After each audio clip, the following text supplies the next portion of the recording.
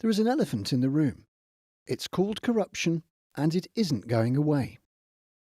Corruption is the abuse of entrusted power for private gain. But it's more than just that. It operates through things like culture, red tape, behaviour, silence, and obeying superiors. In business, the most common form of corruption is bribery. It can range from gifts for favours to large sums of money changing hands or financial kickbacks to open doors, influence decisions, or win contracts. Corruption is not limited to specific countries or regions, though. Globalisation and improved communications mean the cancer of corruption is more widespread than ever. It is truly a global issue. Corruption has a strong grip.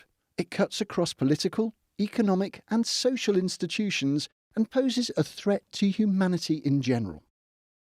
There are various conventions and reports on corruption.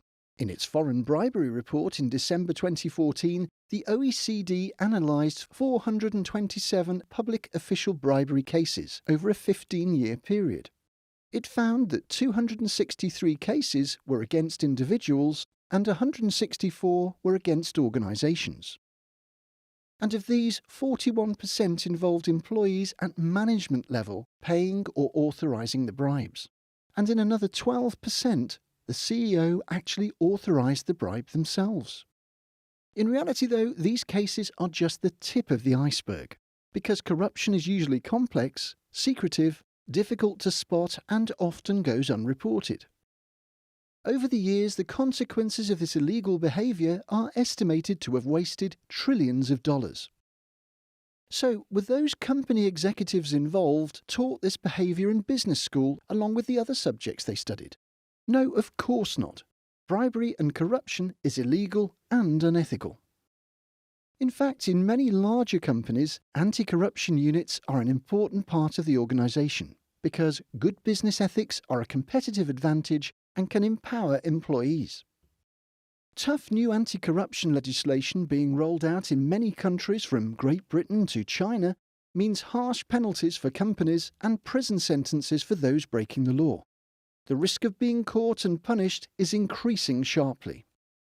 Unfortunately, the teaching of the anti-corruption message within existing courses at business schools is often inadequate or uncoordinated, and very few academic institutions actually run standalone courses. So what's being done to help?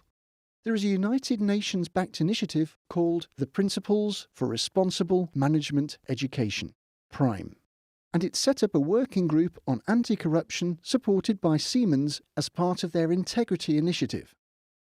They consist of 40 academic experts from business schools around the world, who are tasked to come up with a better way of changing attitudes to corruption through more effective education of those who matter, the managers and executives of the future.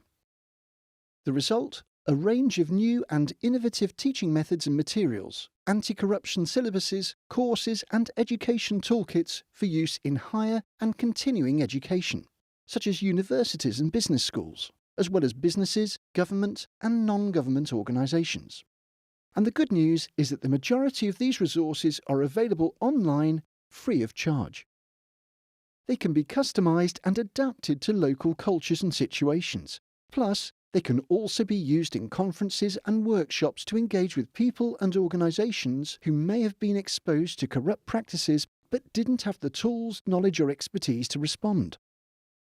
The PRIME community offers this toolkit as an aid to set up syllabuses and can even run standalone courses taught by working group members.